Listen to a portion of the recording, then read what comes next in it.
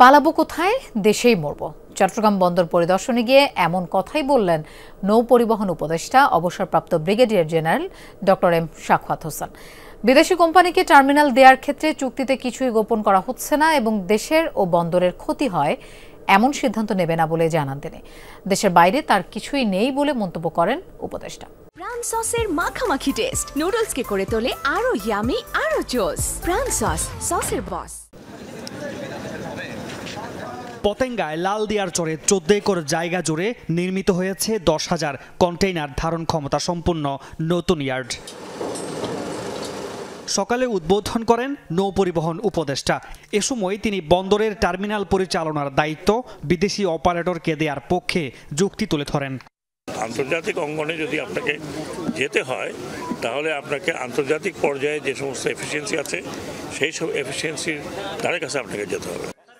পরে সেখান থেকে নির্মাণাধীন বে টার্মিনালে গিয়ে পরিবহন টার্মিনাল উদ্বোধন করেন নৌ উপদেষ্টা। এ সময় আন্তর্জাতিক দরপত্র ছাড়া বিদেশি কোম্পানিকে টার্মিনাল দিলেও স্বচ্ছ চুক্তি এবং যথাযথ প্রক্রিয়া অনুসরণ করা হচ্ছে বলে দাবি করেন। পরিষ্কারভাবে বলতে চাই, নাথিং হিডেন। আমাদের কি হিডেন করে কি লাভটা কি হবে? আপনারা তো খোঁজ খবর রাখেন নিশ্চয়ই, এই মন্ত্রণালয়েরও খোঁজ খবর রাখেন। আমাদের কি লাভ হবে?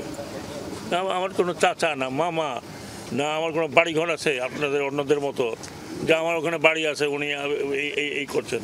ভাই আমি এখানে আছি, মরে যাবো এখানে। হ্যাঁ, আমার সব পুরো ফ্যামিলি এখানে। তা আমার লাভটা কি? হ্যাঁ, আমি কেন কোথায় পালাবো? পালাইলে আপনার বাড়িতে যেতে পারি। বন্দর বা দেশের ক্ষতি হয় এমন কোনো সিদ্ধান্ত নেবেন না উল্লেখ করে আগের 17 বছরের অনিয়ম দুর্নীতি নিয়েও কথা বলেন নৌ উপদেষ্টা।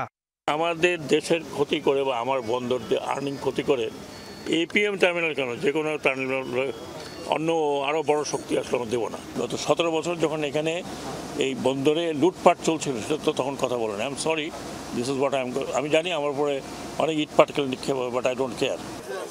পরে বন্দরের অকশন শেড ও XY শেড পরিদর্শন করেন উপদেষ্টা। বর্ধিত ট্যারিফ নিয়ে বন্দর ব্যবহারকারীদের সাথে বৈঠকের কথা থাকলেও তা বাতিল করা হয়। আদালতের কারণে আমি আর এটা নিয়ে আগাচ্ছি না, কারণ আদালতে 1 মাসের স্থগিতাদেশ দিয়েছে। মামুনুর রশিদ, যমুনা নিউজ, চট্টগ্রাম।